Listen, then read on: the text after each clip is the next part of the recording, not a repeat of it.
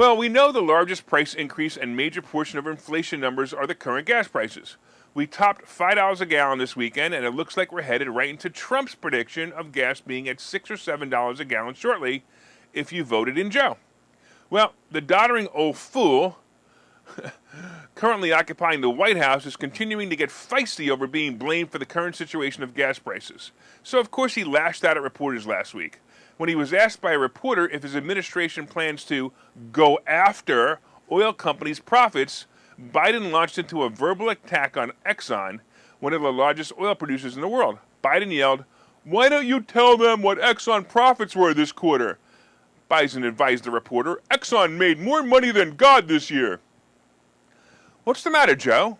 Now that there's a war in Ukraine, your boy Hunter isn't getting his salary and you aren't getting your kickback anymore? Come on, big guy, stop it. Of course, Exxon stepped up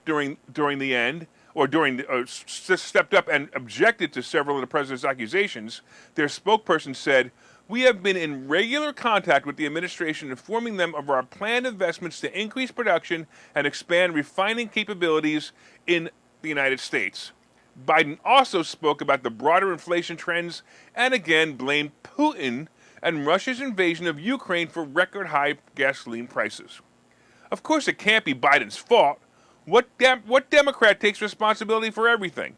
The fool rambled on about the fact that they're buying back their own stock instead of drilling for new oil. He then screamed to Exxon to pay their taxes. Seriously? Is this guy off his rocker? How many of you came to the conclusion that part of the gas price hikes are Biden's poor relationship with big oil companies?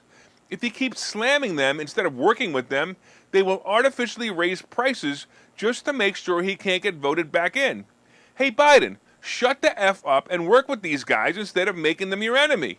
By the way, for all your liberal friends out there who say, if it's Biden's fault, why are gas prices up in the UK? Well, I decided to do some homework, and this is what I found. Gas prices year over year in the U.S. are up 62%.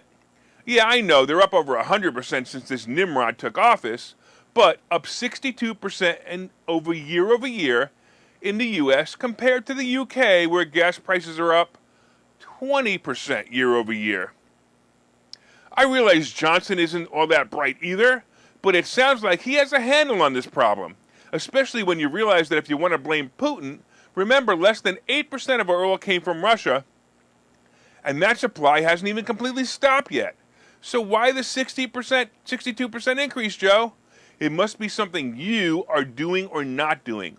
Open the pipeline to Canada and stop overcharging for drilling permits in the U.S., and these are simple solutions.